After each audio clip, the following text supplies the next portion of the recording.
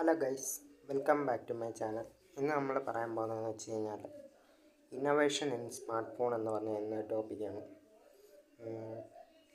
ആദ്യം തന്നെ ഇന്നോവേഷനെ പറ്റി പറയുമ്പോൾ സ്മാർട്ട് ഫോണിൻ്റെ അകത്ത് പുതിയതായിട്ട് വന്നത് സിലിക്കൺ കാർബൺ ബാറ്ററികളാണ്.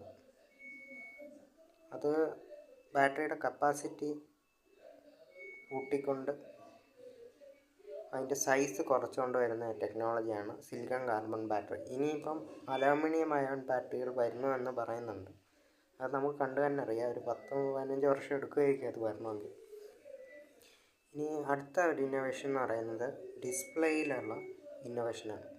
സാധാരണ ഫുൾ HD ഡിസ്പ്ലേകളാണ് കൂടുതലായിട്ടും കണ്ടുവരുന്നത്. ഇപ്പോൾ 1.5K 2K ഡിസ്പ്ലേകൾ എല്ലാം നമുക്ക് കിട്ടി തുടങ്ങിയിട്ടുണ്ട്. അഫോർഡബിൾ റേഞ്ചിലും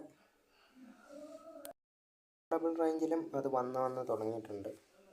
പിന്നെ 5.5G പറ്റിയാണ് പറയാനുള്ളത്. 5.5G എന്ന് പറയുമ്പം അത് വരുന്നതെന്ന് വെച്ച് കഴിഞ്ഞാൽ ഇപ്പോൾ ഉള്ള 5G സ്മാർട്ട് ഫോണുകൾ അല്ലെങ്കിൽ ഇനിയുള്ള 5G സ്മാർട്ട് ഫോണുകൾ വരാനിരിക്കുന്ന 5G സ്മാർട്ട് ഫോൺ എന്ന് പറഞ്ഞാൽ അന്നേരം അങ്ങനെയുള്ള സ്മാർട്ട് ഫോണുകളകത്ത് അതിൻ്റെ ബാറ്ററി ചാർജ് കുറയാതെ തന്നെ നമുക്ക് ഉള്ള 5G നല്ല സ്പീഡിൽ തന്നെ ഉപയോഗിക്കാൻ പറ്റുന്ന ടെക്നോളജിയാണ്. ബാറ്ററി ലാസ്റ്റ് ചെയ്യും 5.5G ഒക്കെ ഫോണുകൾ ഇൻറ്റിഗ്രേറ്റ് ചെയ്ത് കഴിയുമ്പോൾ. പിന്നെ ഒരു കാര്യം എന്ന് പറയുന്നത് സ്നാപ്ഡ്രാഗൻ്റെ വകയാണ്. സ്നാപ്ഡ്രാഗൺ പ്രോസസ്സർ നമുക്കറിയാം, കോൾകോം സ്നാപ്ഡ്രാഗൺ. അതിൻ്റെ എക്സൈലൈറ്റ് വരെയുള്ള പ്രോസസ്സറുകൾ ഇപ്പോൾ ഇറങ്ങിയിട്ടുണ്ട്. എക്സൈലൈറ്റിൻ്റെയൊക്കെ പ്രത്യേകത എന്ന് വെച്ച് കഴിഞ്ഞാൽ നമുക്ക് നല്ല ഗെയിമിംഗ് പെർഫോമൻസ് കിട്ടും. നല്ല GPU ആണ്. പിന്നെ കോറുകളും നല്ലതാണ്. ഒറിയോൺ എന്ന് പറഞ്ഞൊരു കോറുണ്ട്. ആ കോറൊക്കെ ഏറ്റവും അഡ്വാൻസ്ഡ് ആയിട്ടുള്ള കോറാണ്. ആപ്പിളിൻ്റെ സ്മാർട്ട് ഫോണുകളെ വരെ വെല്ലുന്ന രീതിയിൽ, അതായത് ആപ്പിളിൻ്റെ സ്മാർട്ട് ഫോണുകളെ AnTuTu ബെഞ്ച് മാർക്ക് സ്കോറിലൊക്കെ ബീറ്റ് ചെയ്യുന്ന രീതിയിലുള്ള പെർഫോമൻസാണ് ഇത് കാഴ്ചവെക്കുന്നത്. പിന്നുള്ള ഇന്നോവേഷൻ എന്ന് പറയുന്നത് AI ആയിട്ട് ബന്ധപ്പെട്ടാണ്. AI എന്ന് പറയുന്നത് ആദ്യമൊക്കെ നമുക്കൊരു ഗിമ്മിക്കായിട്ട് തോന്നിയിരുന്നു. പക്ഷെ പിന്നീട് വന്നപ്പോഴത്തേന് AI എന്ന് പറയുന്നത് സത്യത്തിലുണ്ട്, അല്ലെങ്കിൽ അങ്ങനെ ഒരു ഇന്നോവേഷൻ ഉണ്ട്, അങ്ങനെയുള്ള കാര്യങ്ങളൊക്കെ ഉൾപ്പെടുത്തിയിട്ടുണ്ട്. അതായത് ഏതെങ്കിലും ഒരു ഫോട്ടോ മാർക്ക് ചെയ്തിട്ട് ആ ഭാഗം മാത്രം ഹൈലൈറ്റ് ചെയ്ത് കാണിക്കുക, അല്ലെങ്കിൽ അത് റിമൂവ് ചെയ്ത് കളയുക, അങ്ങനെയൊക്കെയുള്ള കാര്യങ്ങളെല്ലാം നല്ല രീതിക്ക് ഇപ്പം വർക്കാവുന്നുണ്ട്. അത് ഇച്ചിരി റിയലിസ്റ്റിക്കായിട്ട് കാണിക്കാൻ പറ്റുന്നുണ്ട്. പിന്നെയെന്ന് വെച്ച് കഴിഞ്ഞാൽ NPU ആണ്, ന്യൂറൽ പ്രോസസ്സിംഗ് യൂണിറ്റ് എന്ന് പറയും. CPU GPU NPU എന്ന് പറയും. അങ്ങനെ 3 സംവിധാനങ്ങളുണ്ട്. അതിൽ NPU ഇപ്പോൾ ഇമ്പ്രൂവ് ആയിട്ടുണ്ടെന്നാണ് ഇപ്പോഴത്തെ ഒരു കണക്കുകൂട്ടൽ. പിന്നെ ഒരു കാര്യം എന്ന് പറയുന്നത്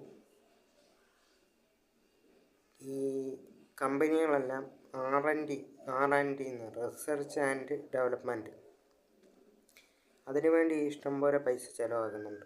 അതിൻ്റെ ഫലമായിട്ട് നമുക്ക് ഇന്നോവേഷനുകൾ ഇനിയും പ്രതീക്ഷിക്കാമെന്ന് വിചാരിക്കും. എന്നും പറഞ്ഞ് ഒരുപാട് ഇന്നോവേഷൻ ആയി കഴിയുമ്പോൾ LGയുടെ ഒക്കെ അവസ്ഥ വരാതിരിക്കുന്നതാണ്. LGയെ പറ്റി ഒറ്റ വാക്കി പറയുകയാണെങ്കിൽ innovation LG = lot of innovation = failure. ഇനി ഇതിനെപ്പറ്റി കൂടുതലായിട്ട് ഞാനൊന്നും പറയുന്നില്ല. LGക്ക് എന്ത് സംഭവിച്ചതെന്ന് അറിയണമെങ്കിൽ LGയുടെ വെബ്സൈറ്റിലോ അല്ലെങ്കിൽ LGയുടെ സ്മാർട്ട് ഫോണുകളെ നിങ്ങളൊന്ന് അനലൈസ് ചെയ്ത് കഴിയുമ്പോൾ നിങ്ങൾക്ക് അതിനെപ്പറ്റി പിടികിട്ടും. പിന്നെ ക്യാമറ ക്വാളിറ്റിയുടെ കാര്യം അവർ ഇമ്പ്രൂവ് ചെയ്യുന്നുണ്ട് പല കമ്പനികളും. സ്പെസിഫിക്കായിട്ട് ഞാൻ എടുത്തു പറയുന്നില്ല ഓരോ കമ്പനികൾ. എന്നാൽ കൂടെ പുതിയ സെൻസറുകൾ, സോണിയുടെ പുതിയ സെൻസറുകൾ, പിന്നെ ലെൻസുകൾ, സൈസ് ലെൻസുകൾ, ഇങ്ങനെ തുടങ്ങി OnePlus പോലുള്ള കമ്പനികളൊക്കെ കൊണ്ടുവരുന്ന ലെൻസുകളില്ലേ പുതിയതായിട്ട്, ഇന്ന ലെൻസ് ഇൻട്രൊഡ്യൂസ് ചെയ്തുകൊണ്ടാണ് ഈ സ്മാർട്ട് ഫോൺ വരുന്നതെന്നൊക്കെ പറഞ്ഞു. അങ്ങനെയൊക്കെയുള്ള കാര്യങ്ങളൊക്കെ നല്ലതാണ്. ക്യാമറ ക്വാളിറ്റി ഇമ്പ്രൂവ് ആവുന്നുണ്ട് ഡേ ബൈ ഡേ. ഒരു എക്സാമ്പിൾ പറയുകയാണെങ്കിൽ 4-5 വർഷത്തിന് മുമ്പുള്ള സ്മാർട്ട് ഫോണിൻ്റെ ക്വാളിറ്റിയാണോ ഇപ്പോൾ ഉള്ള സ്മാർട്ട് ഫോണിൻ്റെ ക്വാളിറ്റിയാണോ നല്ലതെന്ന് നിങ്ങൾ തന്നെ ഒന്ന് എടുത്തു വെച്ച് നോക്കിയാൽ നിങ്ങൾക്ക് തന്നെ മനസ്സിലാവും. പഴയ 5 വർഷം മുമ്പുള്ള സ്മാർട്ട് ഫോണും ഇപ്പോഴത്തെ സ്മാർട്ട് ഫോണും തമ്മിൽ നിങ്ങൾ താരതമ്യപ്പെടുത്തി കഴിയുമ്പോൾ നിങ്ങൾക്ക് അതിൻ്റെ വ്യത്യാസം മനസ്സിലാക്കാൻ സാധിക്കും. പിന്നെ ഇന്നോവേഷൻ നടക്കണമെങ്കിൽ വേറെ കുറേ കാര്യങ്ങളുണ്ട്. സപ്ലൈ ചെയിൻ്റെ കാര്യങ്ങളെല്ലാം നല്ല രീതിയിൽ വർക്കാവണം. അതിന് ഗവൺമെൻറ് നല്ല രീതിയിൽ സപ്പോർട്ട് ആണെങ്കിൽ നമുക്കത് സപ്ലൈ ചെയിനൊക്കെ നല്ല രീതിയിൽ വർക്കായി ഇന്നോവേഷൻസ് കൂടാനുള്ള സാധ്യതയുള്ളൂ. പിന്നെ ഇപ്പോൾ ഒരുപാട് ഗിമ്മിക്കുകൾ ഇപ്പം കുറവാണ്. കാരണം എല്ലാ സ്മാർട്ട് ഫോണുകളും നല്ല രീതിയിൽ ഇമ്പ്രൂവ് ആയിട്ടുണ്ട് ഇന്നോവേഷൻ്റെ കാര്യം പറയാൻ. പിന്നെ ഡ്യൂറബിലിറ്റി ഇപ്പം ഒരു വലിയ കൺസേണാണ്. ഡ്യൂറബിലിറ്റി ഇപ്പോൾ ഉള്ള സ്മാർട്ട് ഫോണുകൾക്കെല്ലാം ഉണ്ടെന്നാണ് പറയുന്നത്. അതൊരു കണക്കിന് ശരിയാണ്.